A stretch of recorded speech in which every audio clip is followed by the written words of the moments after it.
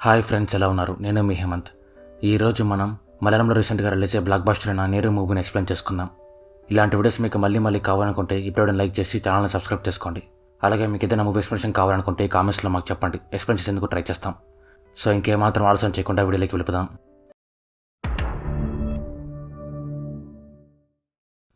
ఇంకా main story విషయానికి వస్తే December 27, 2022 సారా ఇంట్లో ఒంటరిగా ఉన్నప్పుడు ఎవడో ఒకడు ఇంట్లోకి వచ్చి తనని బలవంతంగా రేప్ చేస్తాడు.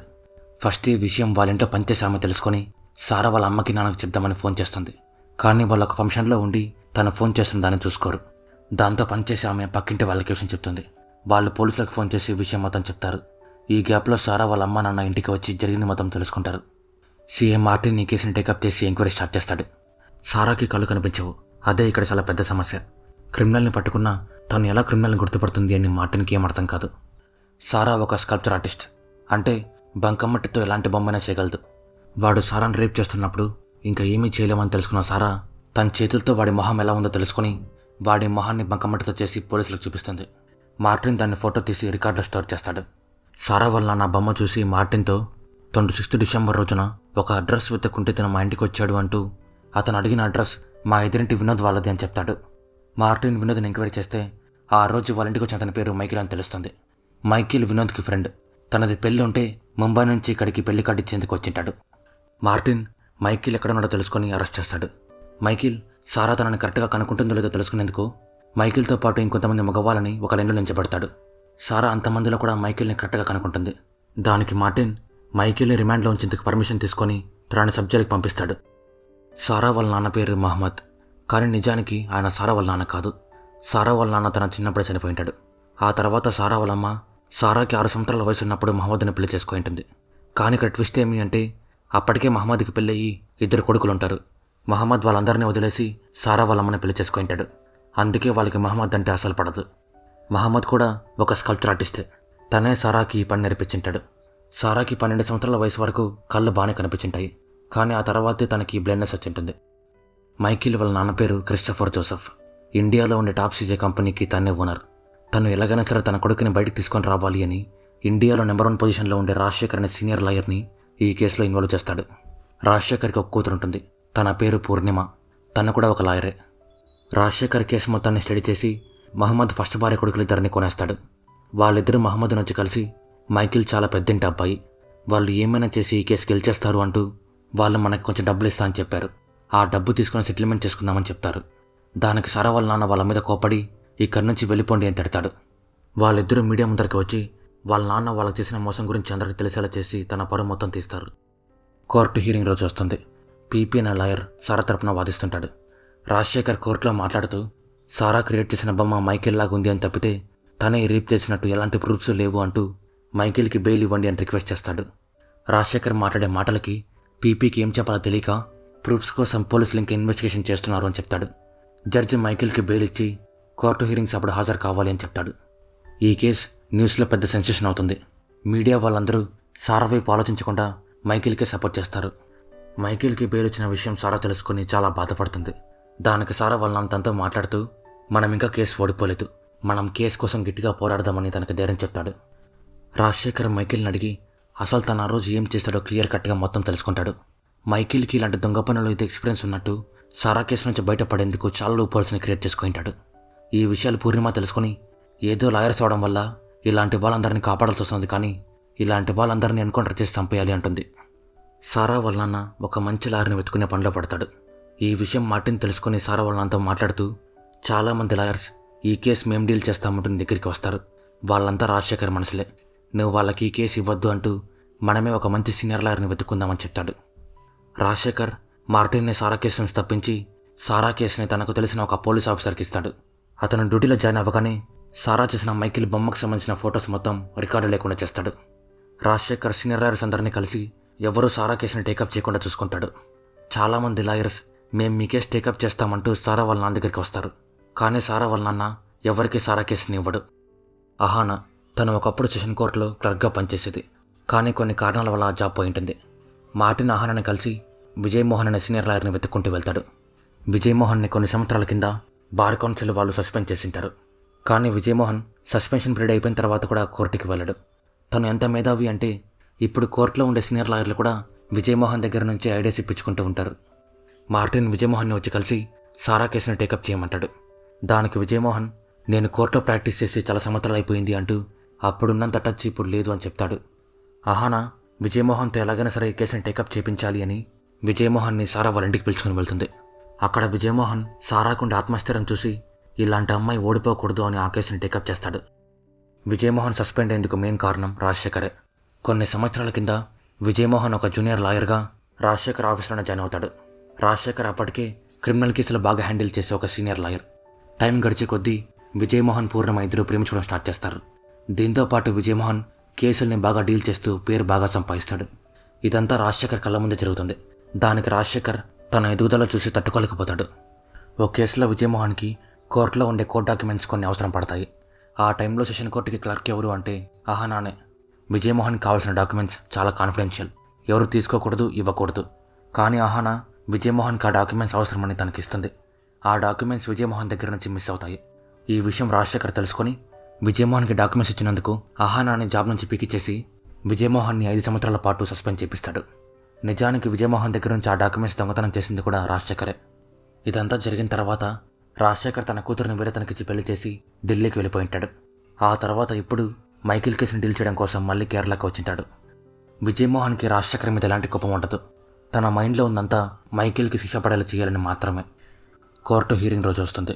రాజశేఖర్ విజయమోహన్ని కోర్టు దగ్గర చూసి షాక్ అయిపోతాడు. పూర్ణిమ విజయమోహన్ని చూసి చాలా హ్యాపీగా ఫీల్ అవుతుంది.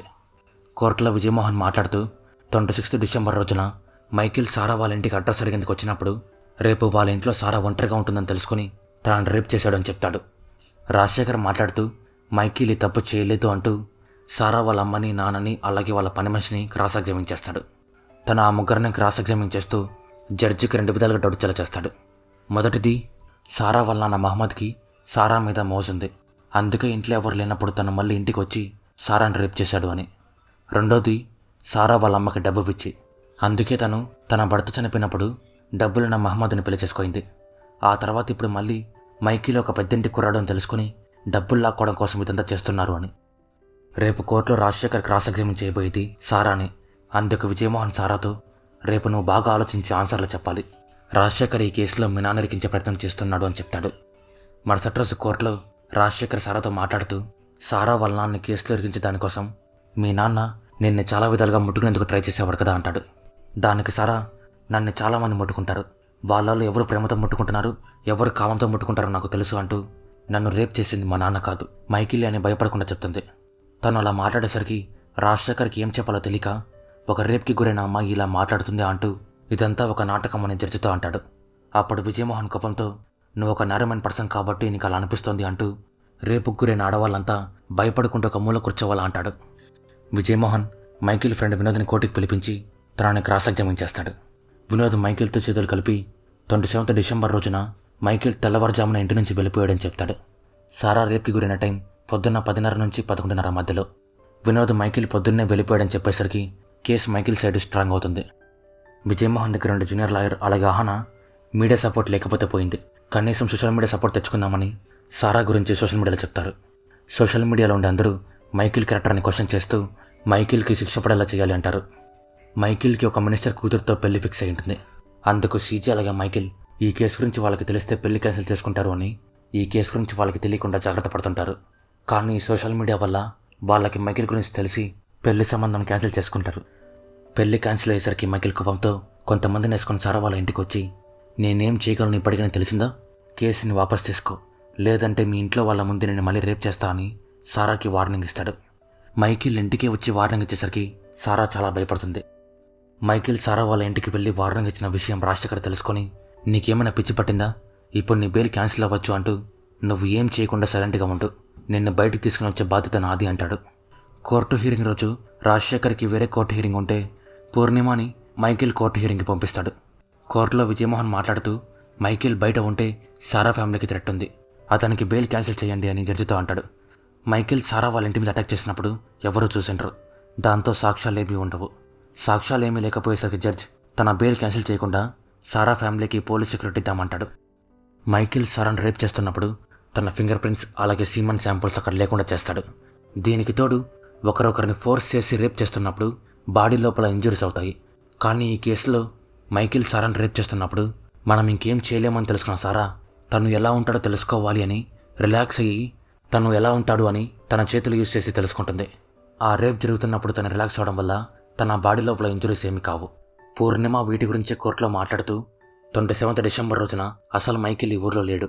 తను ఆ రోజు పొద్దున్నే వినోద్ ఇంట్లో నుంచి బయలుదేరి వేరే ఊర్లో ఉన్న తన ఫ్రెండ్ని కలిసి ఒక రెస్టారెంట్లో భోంచేశాడు.